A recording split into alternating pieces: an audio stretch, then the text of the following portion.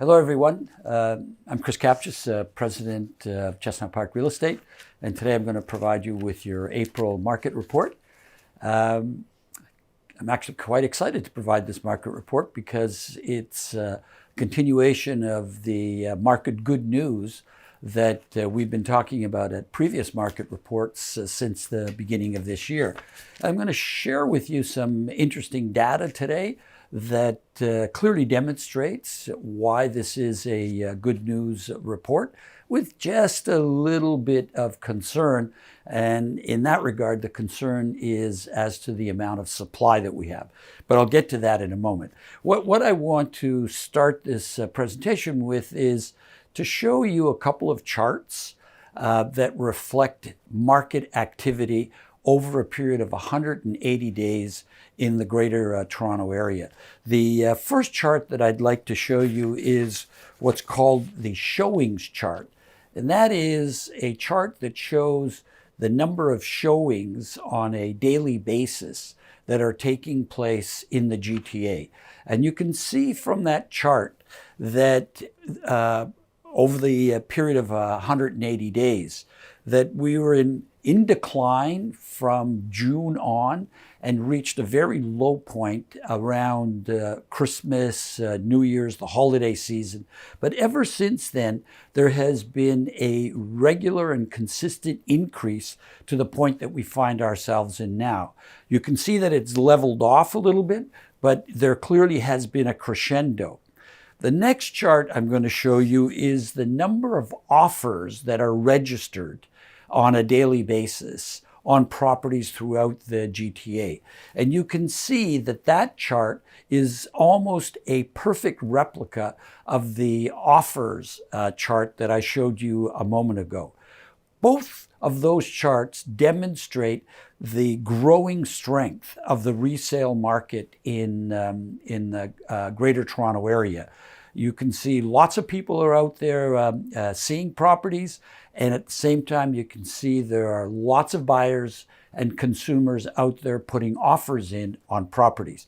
Quite different from what we had for the period leading up to Christmas. And those charts reflect the numbers that I'm going to show you in a moment. You will see that in April, we hit 7,531 sales in the GTA. That's the highest that we've hit since May of last year. So clearly the market has rebounded, and it's rebounded in a very positive way.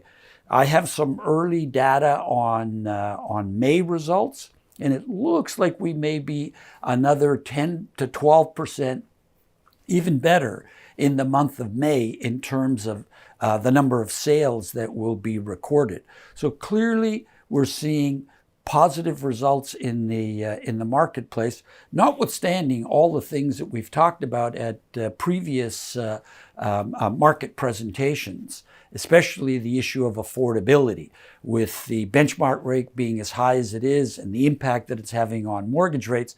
People are still out there, they're seeing properties and they're buying them. And the number that I just gave you, 7,531, is a reflection of that. That number is still below where we were a year ago, but only marginally so. So now going forward, what we're going to see on a monthly basis is positive variances. Up until now, for almost 8 or 9 months, we've been looking at negative variances, but we're going to see positive variances. Again, an indication that the market has rebounded. In addition to the number of sales, I'm also going to show you a chart that indicates what's happened to the average sale price in the Greater Toronto Area over the last 4 months. And you can see there was a low point in January, but since that low point, the average sale price has continued to go up.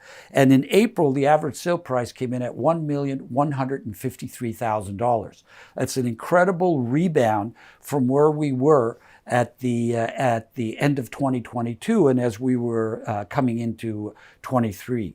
So clearly the market is doing well, it's rebounding, and it's rebounding in a very robust way. The concern in this marketplace is the supply. We just simply don't have enough product to meet this demand that we're experiencing.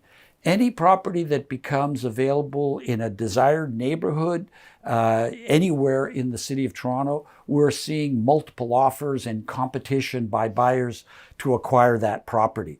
And the reason for that is, as I said, the supply. In April, only 11,364 properties came to market. That's a decline of almost 40% compared to last year at this time, when over 18,000 properties came to market.